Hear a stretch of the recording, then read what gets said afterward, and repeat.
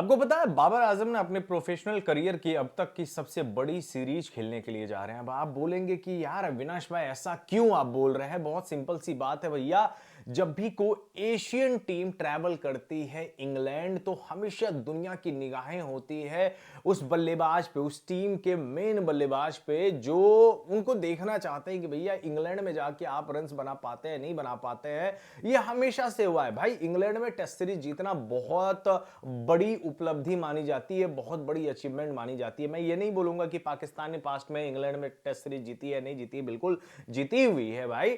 लेकिन जब आप एज ए बैट्समैन के तौर पे इंग्लैंड में जाके रन बनाते हो, ये बहुत बड़ी बात होती है। इसीलिए बहुत सारे लोग जो है ये बोलेंगे कि मैं Babar Azam as a captain के तौर पे देखना चाहता हूं कि वो वहां पे टेस्ट सीरीज जीतते हैं नहीं जीतते हैं। भाई मैं एज ए बैट्समैन के तौर पे बाबर आजम को देखना पसंद करूंगा कि वो एक बल्लेबाज के तौर पे इंग्लैंड में जाके किस तरीके का परफॉर्मेंस देते हैं। कप्तानी का एक अलग प्रेशर होता है, क्योंकि भाई आपकी टीम और भी 10 प्लेयर भी है ना। जब आप खेल रहे होते हो प्लेइंग 11 में, आपके अलावा 10 और प्लेयर होते हैं, तो उस 10 प्लेयर का भी प्रेशर आपके ऊपर होता है। तो मैं वो प्रेशर को एक एक मतलब एक साइड में रखो। मैं ये देखना चाहूंगा कि Babar Azam as a batsman के तौर पे वो अपनी टीम को क्या देते हैं। क्योंकि कप्तानी में अगर आप हार भी जाए ना, दुनिया इतनी ज्यादा याद नहीं रखेगी। लेकिन अगर एज ए बैट्समैन के तौर पे आप फेल हो जाए ना, तो भाई लोग आपका ना वो मतलब पीछा नहीं छोड़ेंगे। अब सोचो कि क्योंकि ऑस्ट्रेलिया में बाबर आजम जब गए हुए थे खेलने के लिए, शान मसूद कप्तान थे, बाबर के बल्ले से रन्स नहीं आए थे उस सीरीज में, वो फ्लॉप रहे थे। तो लोग आज भी बोलते हैं कि भाई ऑस्ट्रेलिया में बाबर आजम की बस एक ही सेंचुरी है। ठीक है, इंग्लैंड में बाबर आजम ने तीन हाफ सेंचुरी लगाई हो अभी तक में, 65 का बाबर आजम का एवरेज है। मैं ये चाहता हूं कि बाबर आजम इंग्लैंड में जाके वहां पे सेंचुरी लगाए। 3 टेस्ट मैच है, कम से कम 2 सेंचुरी आपके बल्ले से आना चाहिए। अब देखो एक एग्जांपल मैं आपको देता हूं। साल 2018 में इंडियन टीम जब ट्रैवल किया था इंग्लैंड, वहां पे हम लोगों ने टेस्ट सीरीज खेला था, हम लोग हार गए थे विराट कोहली की कप्तानी में। लेकिन आज भी लोग याद रखते कि विराट कोहली ने जाकर इंग्लैंड के बॉलर्स को डोमिनेट किया था।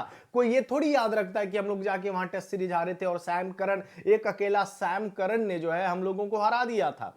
आप याद करिए वो सीरीज जब विराट कोहली खुद कप्तान थे।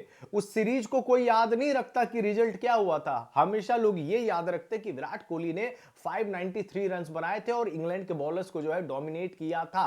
तो इसीलिए मैं बोल रहा, और वो वही सीरीज थी जिसमें एलिस्टर कुक ने सेंचुरी लगाकर हमेशा के लिए क्रिकेट को अलविदा कह दिया था अपनी आखिरी टेस्ट मैच में। याद कीजिए, आपको याद होगा अगर आप क्रिकेट को फॉलो करते हैं। तो मेरा बस वही कहना है कि जब आप जाते हैं इंग्लैंड के कंडीशंस में खेलने के लिए, लोग आपके परफॉर्मेंस की तरफ देखते हैं कि आप अपने बल्ले से अपनी टीम के लिए क्या योगदान देते हैं। एंड बाबर लास्ट टाइम जब वो इंग्लैंड गए थे, लॉर्ड्स में भी उन्होंने एक 50 आई थिंक है उनके बल्ले से उन्होंने लगाए थे। कहने का ये मतलब है कि 4 अभी तक मुकाबले खेले इंग्लैंड में बाबर आजम ने। 6 पारियों में बाबर आजम ने टोटल 263 रन बनाए, 69 उनका हाईएस्ट स्कोर है। 66 का जो है बाबर आजम का एवरेज है। कहां पे? इंग्लैंड में 66 का एवरेज है। बट ये सैंपल पैकेज ना यार बहुत ज्यादा छोटा है, बहुत ज्यादा छोटा है। मैं इससे जज बिल्कुल भी नहीं कर सकता, लेकिन ये रिकॉर्ड भी इतना ज्यादा बुरा नहीं है भाई। 66 का एवरेज है। बहुत सारे ऐसे प्लेयर है जिनका 35 33 का एवरेज है इंग्लैंड में। ठीक है, वो एशिया के ही हैं, लेकिन उनका सैंपल पैकेज बड़ा है। मैं ये देखना चाहता हूं कि इन 3 टेस्ट मैचों में, जहां पे आपको 6 पारियों में बल्लेबाजी करने का मौका मिलने वाला है, इन 6 पारियों में अगर बाबर आजम 400 500 रन अगर आपने बना दिया, आप 400 रन बना देते हो, तो मैं ये मानूंगा कि आपके लिए ये टूर जो है बहुत शानदार गया है। क्योंकि एज ए बैट्समैन के तौर पे गया है। बाद में हम जज कर सकते हैं कि बाबर आजम की कप्तानी कैसी रही नहीं रही, लेकिन ये चीज प्रूव हो जाएगा कि बाबर आजम इंग्लैंड के कंडीशंस में भी जाकर उन्होंने रन्स किए हैं। बाकी प्लेयर्स ने योगदान नहीं दिया, वो एक अलग बात है। क्योंकि भाई पाकिस्तान की प्रॉब्लम जो है ना, वो आप लोग बोलते हैं वहां बाबर आजम नहीं, भाई पाकिस्तान की प्रॉब्लम का एक बहुत लंबी लिस्ट है भाई। जब आपके सिस्टम में ही एकदम से कीड़े लग गए हो ना, तो फिर कहां से अच्छा फ्रूट देगा, कहां से अच्छा फल देगा। तो मेन जड़ में ही इनका प्रॉब्लम है, सिस्टम में ही प्रॉब्लम है। वो सिस्टम जो है बाबर आजम ठीक नहीं कर सकता अकेला। बाबर आजम का काम है भैया, आपके हाथ में सीए का बल्ला है और जाइए और वहां पे इंग्लैंड में जाके रन्स बनाई है, जिस तरीके से आपने कहां पे, यहाँ पे वेस्ट इंडीज में हुई थी, आपने बल्ले से रन्स बनाया और सीरीज जो है वो ड्रॉ रही। आखिरी टेस्ट मैच आप जीत गए थे, 88 रन आपने बनाया था सेकंड टेस्ट मैच में पारी में, और उसके बाद मैच भी आपने फिनिश किया था। तो रिजल्ट को एक साइड कर दिया जाए तो आपने कितना, देखो अभी बहुत सारे लोग लेक्चर देंगे इतने रन्स का क्या फायदा, अगर बाबर आजम ने रन्स बना दिए सीरीज तो जीते नहीं। बहुत सारे मैं नाम गिनवा दूंगा, तभी इनका दोगलापन निकल के सामने आता है कि कोई और बैट्समैन अगर रन बना दे सीरीज हार जाए तो लोग बोलेंगे लोन वॉरियर। बाबर आजम ने रन्स बना दिए और सीरीज नहीं जीते तो बोलेंगे ये देखो इस रन्स का मैं क्या करूं। तो ये दोगलापन जो है बहुत सारे यूट्यूबर का ना धीरे धीरे आप देखोगे टाइम टू टाइम जो है ना उनका निकलता रहता है। अब जैसे लोग आज भी बोलते हैं कि फॉर एन एग्जांपल, मैं आपको एक एग्जांपल दे रहा हूं कि विराट कोहली 593, मैं भी ये बोल सकता हूं भाई उस 593 का मैं क्या करूं जब हमारी टीम जो है 4-1 से सीरीज हार गई थी।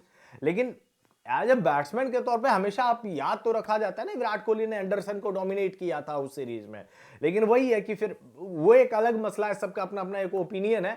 मैं इसीलिए बोल रहा हूं कि जो 2018 में विराट कोहली ने किया, जो पिछले साल शुभमन गिल ने किया था 700 something 54 something run Shubman Gill ने बनाए थे, वो सीरीज हम लोग नहीं जीते, 2-2 से बराबरी पर रुकी थी, ठीक है वो सीरीज। लेकिन यार लोग तो याद तो रखते नहीं कि यार क्या कमाल की पारी, कमाल की बल्लेबाजी जो है शुभमन गिल ने किया था, डबल 100 भी बनाया हुआ था। तो भाई यू हैव टू बैट, बहुत ही ज्यादा रन्स बनाने पड़ेंगे, आपको अच्छी बल्लेबाजी करनी पड़ेगी। रिजल्ट का क्या है भैया, आपकी टीम में ऑलरेडी ऐसे ऐसे प्लेयर है जो टेस्ट क्रिकेट खेलने लायक नहीं है, फिर भी आप उसको प्लेइंग 11 में रखे हुए हैं।